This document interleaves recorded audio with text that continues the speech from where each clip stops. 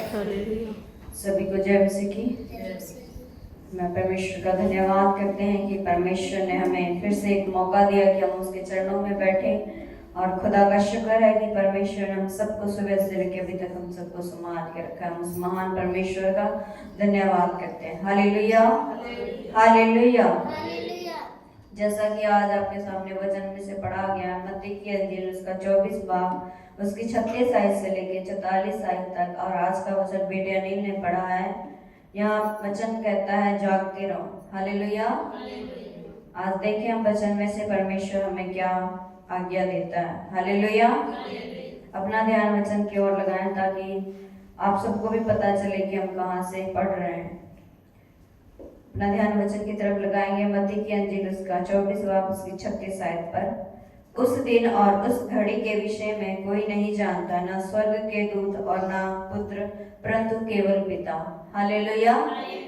यहाँ परमेश्वर अपने आगमन की बातें कह रहा है कि उस दिन और उस घड़ी के विषय में कोई नहीं जानता, न स्वर्गदूत, न पुत्र, न परंतु केवल पिता।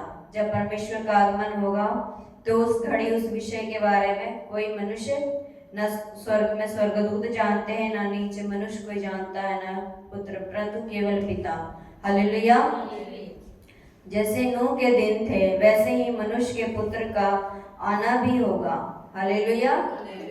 क्योंकि जैसे जल प्रलय से पहले के दिनों में जिस दिन तक कि नूह जहाज पर ना चढ़ा उस दिन तक लोग खाते पीते थे और उनमें विवाह होते थे। हालेलुया।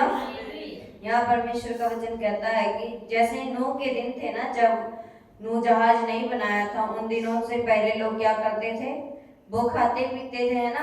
उनमें क्या परमेश्वर का वचन कहता है उनमें विवाह भी होते थे, उनमें खाते पीते थे, ऐश मौज करते थे, पर लोगों को भनक भी नहीं थी कि ऐसा कुछ होगा। जब जल प्रलय हुआ 40 दिन का, हम जानते हैं बाइबल हमें बताती है कि 40 दिन और 40 रात क्या हुआ, बारिश होती रही नूह के दिनों में।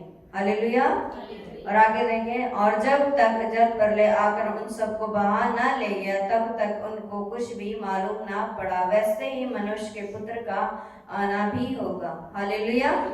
परमेश्वर का वचन कहता है जब नूह के दिनों में जब जल प्रलय हुआ है ना, वो क्या किया, सब लोगों को बहा ले गया था ना पानी के द्वारा। जो जहाज में नहीं चढ़े थे, जो नूह के साथ नहीं बैठे थे, पर जितने उनके साथ बैठे थे वो बच गए थे, और जो नहीं बैठे थे उनको क्या किया, जब परने ने क्या किया, उन्हें बहा ले गया। वैसे ही परमेश्वर का आगमन भी होगा। जब खुदा का आगमन होगा तो किसी को भी मालूम नहीं चलेगा। इसलिए परमेश्वर का वचन यहाँ कहता है कि जागते रहो और प्रार्थना में लगे रहो।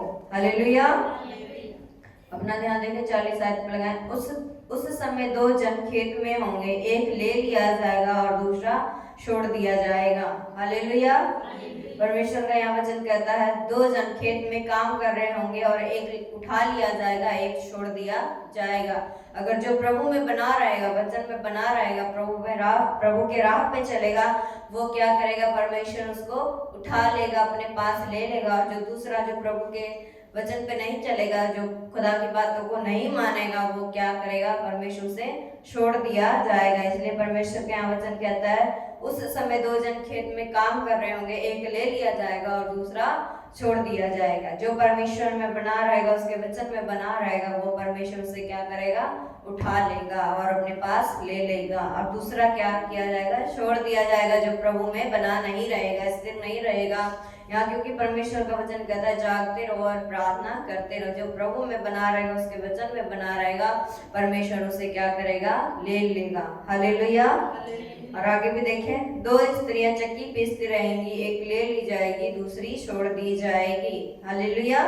जैसे उसमें जो खेत में मनुष्य काम कर रहे थे, दो जन, उसमें से एक को उठा लिया परमेश्वर ने, वैसे ही दो स्त्रियां भी जो चक्की पीस रही होंगी, उनमें से भी परमेश्वर क्या करेगा, जो परमेश्वर के भय योग्य होगा, जो वचन पर चलेगा, जो परमेश्वर के वचन को मानेगा, तो परमेश्वर उनमें से भी क्या करेगा, एक को ले लेगा और दूसरे को छोड़ देगा। इसलिए परमेश्वर का वचन आगे कहता है इसलिए जागते रहो क्योंकि तुम नहीं जानते कि तुम्हारा प्रभु किस दिन आ जाएगा। हालेलुया।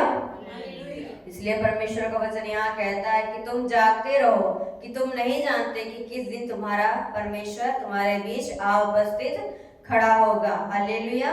हम जानते हैं कि परमेश्वर का कौन सा दिन होगा, हम नहीं जानते। अगर हम जानते है ना, इसलिए परमेश्वर का वचन हमें कहता है कि हमें हर घड़ी हर समय क्या होना चाहिए, तैयार होना चाहिए, तैयार रहना चाहिए कि कब कौन सा समय हो परमेश्वर का आगमन का, कि परमेश्वर हमें अपने पास ले लेगा। इसलिए परमेश्वर का वचन कहता है कि तुम जागते और प्रार्थना करते रहो।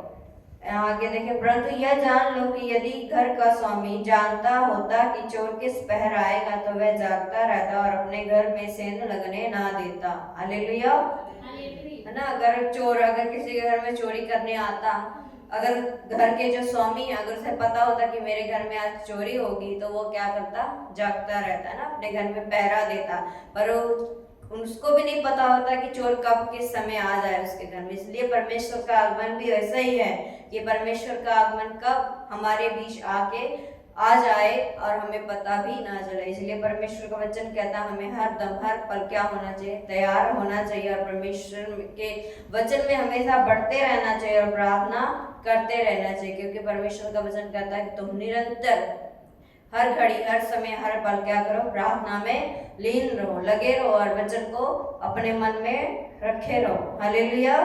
इसलिए तुम भी तैयार हो, क्योंकि जिस घड़ी के विषय में तुम सोचते भी नहीं हो उस घड़ी मनुष्य का पुत्र आ जाएगा। हालेलुया। परमेश्वर का वचन यहाँ कहता है इसलिए तुम तैयार रहो, क्योंकि जिस घड़ी के विषय में तुम सोचते भी नहीं हो उस घड़ी मनुष्य का पुत्र आ जाएगा। इसलिए परमेश्वर का वचन हमें सिखाता है यही कि हमें हर घड़ी हर समय क्या होना चाहिए, तैयार रहना चाहिए। परमेश्वर के वचन में हमेशा बड़े रहना चाहिए, क्योंकि अगर हम खुदा के वचन में चलेंगे, बढ़ेंगे, तो परमेश्वर का आगमन जब हमारे बीच होगा तो परमेश्वर हमें भी क्या करेगा, उठा लेगा। अगर हम प्रभु में बने रहेंगे, प्रभु के वचन में बने रहेंगे, कि जैसा हमने भी पीछे कुछ ही दिन हुए जब हमने वचन में पढ़ा था दाखलता वाली, कि परमेश्वर का वचन कहता है तुम मुझ में बने रहो और मैं तुम में बना रहूंगा। अगर हम परमेश्वर के वचन में बने रहेंगे, परमेश्वर की राह पे चलेंगे, तब जब खुदा का अनुग्रह होगा, जब परमेश्वर का आगमन होगा, तो परमेश्वर हमें भी क्या करेगा, अपने साथ ले लेगा। अगर हम प्रभु में बने रहेंगे, उसके वचन में बने रहेंगे। जैसा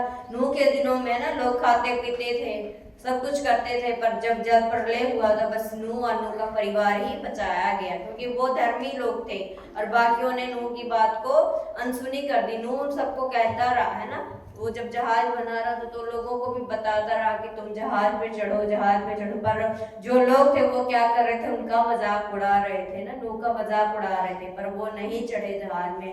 पर जो नूह और उनके जो बेटे बहू वो सब चढ़े, तो वो क्या हो गए, बच गए। ऐसे ही आज हमारा वचन, अगर हम खुदा के वचन को मानते हैं, अगर उसमें चलते हैं, उसको मानकर, तो परमेश्वर जैसे नूह को बचाया वैसे हमें भी बचा लेगा। इसलिए परमेश्वर का वचन हमें यही सिखाता है कि हमें हर घड़ी हर समय तैयार होना चाहिए और जागते रहना चाहिए और प्रभु में क्या करना चाहिए, हरदम प्रार्थना में लगे रहना चाहिए। क्यों, जैसा अभी मैंने बहन माया को बोला प्रार्थना करें, है ना, वो तैयार थे। अगर वैसे ही जब भी खुदा का अनुग्रह होता है, जब भी किसी को कोई आज्ञा है ना यहाँ से बोला जाता है, तो हमें क्या होना चाहिए, हरदम तैयार रहना चाहिए कि कब कौन सी बात हमारे लिए, क्योंकि ये सब हम अपने से नहीं बोलते, ये सब परमेश्वर की ओर से होता है। इसलिए परमेश्वर का वचन हमें यही सिखाता है कि हमें हमेशा तैयार रहना चाहिए प्रभु के लिए, प्रभु के कामों के लिए। इसलिए जब परमेश्वर का आगमन होगा तो परमेश्वर हमें भी अपने साथ ले लेगा। हालेलुया।